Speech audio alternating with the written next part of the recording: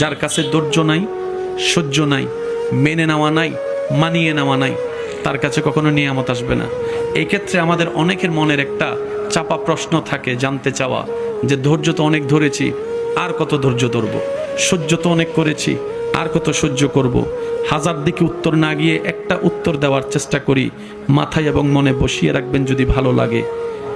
ধৈর্য ততক্ষণ ধরব যতক্ষণ আমাদের রব খুশি না হয়। সুবহানাল্লাহ। যতক্ষণ রব খুশি না হবে ততক্ষণ ধৈর্য, ততদিন ধৈর্য, তত মাস ধৈর্য, তত বছর ধৈর্য। কারণ আল্লাহ তাআলা জানেন কখন নিয়ামত দিলে আমাদের জন্য ভালো হবে, এটা আল্লাহই ভালো জানে। ওই হুকুম আসা পর্যন্ত অপেক্ষা করতে হবে, এটার নামই ধৈর্য। কোনো হা হুতাশ করা যাবে, আফসোস করা যাবে? আল্লাহ দিল আলহামদুলিল্লাহ, না দিল আলহামদুলিল্লাহ। সুখ আপনাকে খুঁজতে হবে না, দেখবেন সুখ আপনার ঘরে নিজে থেকে চলে আসবে। বলেন সুবহান।